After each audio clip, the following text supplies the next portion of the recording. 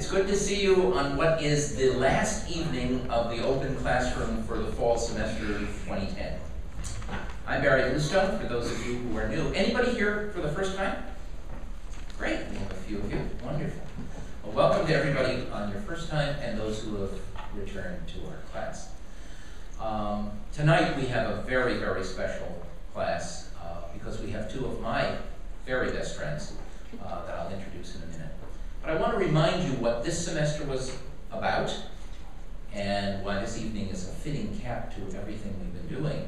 And then talk just briefly about the latest we have on next semester's class, which begins on January 12th, Wednesday. Same place, same station, right here, same time, 6 to 8. As you know, we've been exploring, as you can see on the board, the issue of policy advice to the governor.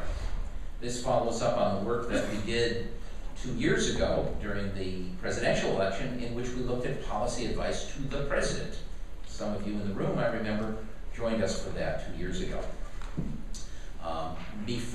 When this class began in mid-September, of course, we did not know whether our governor would be reelected. He was, and so were many of people in his party. During the semester, we were looking at the kinds of questions that would be raised in a second term. What kinds of things would we like to see the next governor do? And you'll remember we looked at education, we looked at training. We had Charlie Lyons here, for some of you who remember, who's joining us as a guest student rather than a guest lecturer this evening, looking at the whole question of workforce development. We were looking at the whole question of public employee unions. We looked at the question of local economic development. We had a fascinating evening, if you remember, looking at the whole question of healthcare plus containment with Alex Dreyfus, the new CEO of Blue Cross Blue Shield. We looked at issues of transportation just last week, sustainability, the kinds of issues that the governor is going to have to deal with. Tonight, we're going to hear from two members of the governor's cabinet who have been playing an absolutely critical role, both in making it possible to balance budgets in the most awful times since the Great Depression, and the secretary who has been leading our efforts on both housing and economic development and doing quite an extraordinary job of it. As you know from one of the first lectures, when we started out and set the table, I believe I introduced you to some data showing that in the past two recessions before the one that began in 2007, the recession that we had in the early 1990s and the recession we had in the early part of this decade, 2000-2001, Massachusetts trailed the rest of the country dramatically. By the time that the national economy had recovered in terms of its employment, Massachusetts employment levels were still 8% lower than they were at the beginning of the recession in 1990. The similar, not quite as extreme, was the recession in 2000-2001. By the time that the national economy had fully recovered its employment, we still had about a 5% loss in employment from the beginning of that recession. This time around has been very different. This time around, our unemployment rate is significantly below the national rate, now at 8.1% in the Commonwealth versus 9.8%, almost 2 percentage points higher nationwide. We have created jobs at roughly twice the rate, almost 3 times the rate of the national government, of the nation. And indeed, earlier this year when I looked at the numbers through, I think it was September when we talked about the numbers, we had something like 2.4% of the entire American labor force is in Massachusetts, but at that point we had created about 9% of all the new jobs created in the nation since January of this year. It's a little lower now, but we'll have to look at the new numbers that will be out in another week to see how we've done. The other thing we noted was that unlike past recessions, we had a very wonderful broad range of industries that we were recovering. Manufacturing is coming back. Construction, we've had almost a 6% increase in construction jobs. We saw professional services, retail trade, wholesale trade. That is really record-breaking, and it's very different from the pattern that we saw earlier in terms of the economy. Nonetheless, even with that recovery, we've suffered a number of years in which we've had extraordinarily tight budgets, revenue declines, budget deficits that are quite large that have had to be closed through a number of mechanisms that Secretary Gonzalez may tell us a little bit about. But in addition to thinking about where Massachusetts is now, we're really excited about looking forward over at least the next 4 years during the governor's second term to think about, well, where should we be going? What goals should we be setting? What kinds of new programs should we be designing? How can we fulfill the pledge of increasing the number of jobs, good-paying jobs in the state? How can we begin to deal or continue to deal with healthcare containment, something that we talked at length about here in this class? What can we do about closing the education gap between the kids who are doing quite well in school and the kids who are falling behind? And there are other challenges that the Commonwealth faces. I was just talking with our two secretaries about the fact that over the next decade through 2020, if current trends proceed as we see them, we will be aging very rapidly in the Commonwealth. We'll have about 222,000 additional adults, but of the 222,000, these numbers are correct, of these 222,000 additional adults will have 300,000 of the 222,000 will be age 55 and above. Quite a number of us in the room will be among those, God helping. There'll be 76,000 fewer adults age 18 to 55 to 54.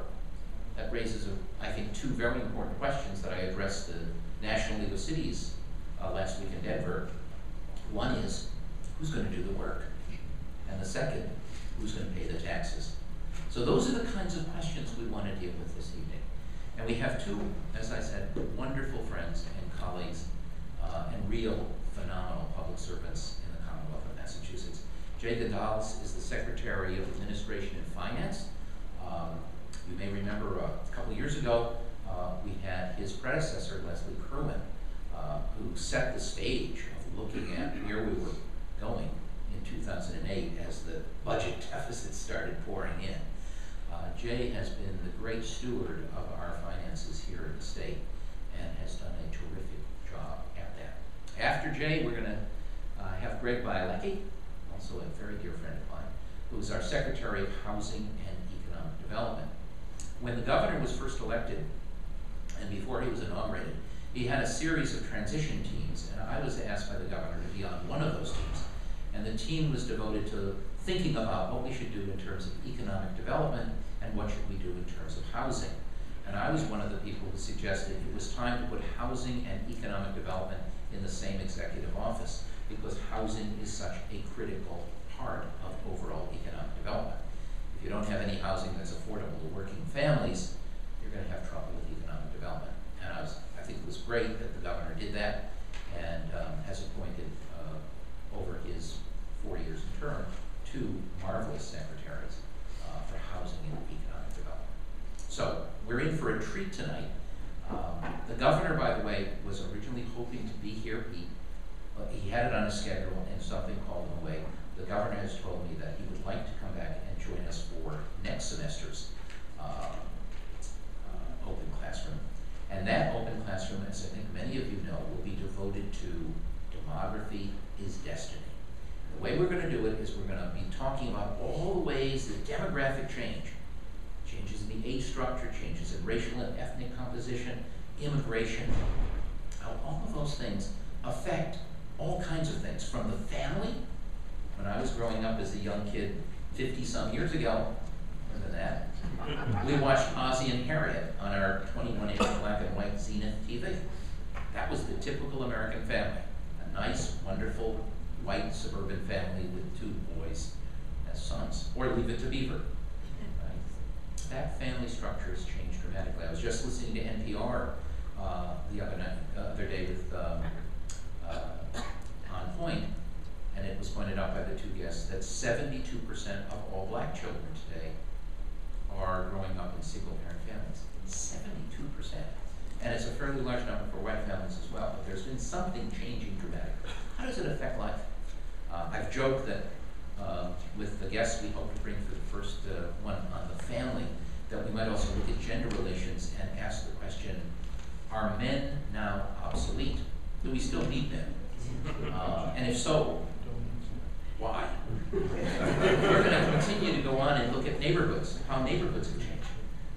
One of the most dramatic changes in neighborhoods, and I've seen it in just the 40 years I've been here, is if you were to look at neighborhoods in Boston, like North Dorchester or South Dorchester, they were pretty homogeneous.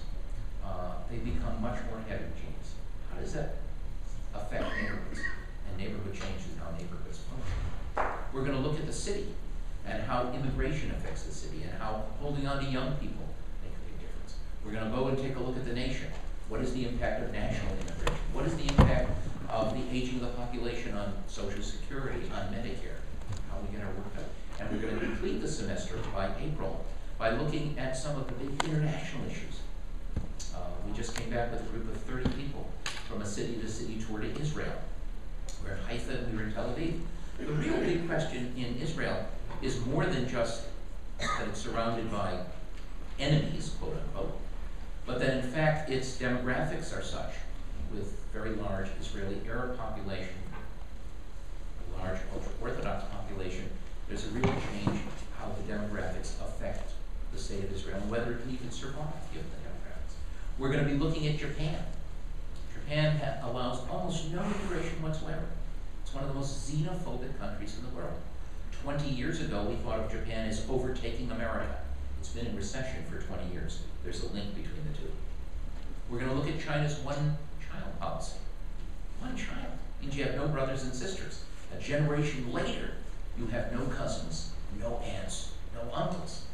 I don't even know how you can have Thanksgiving dinner. But it's also going to affect their future. 2 weeks ago, The Economist magazine had a whole special section saying India will surpass China by 2025 in large measure because of the demographic policies of those two countries. So we are going to explore all the demographics. I joked with somebody the other day that I have spent 45 years as an economist, and I'm now realizing after 45 years that I got it wrong. I should have been studying demographics. So we're going to take a look at that all together. But without further ado, I want to introduce my dear friend, Secretary of Administration and Finance in the Commonwealth of Massachusetts, Jay Gonzalez.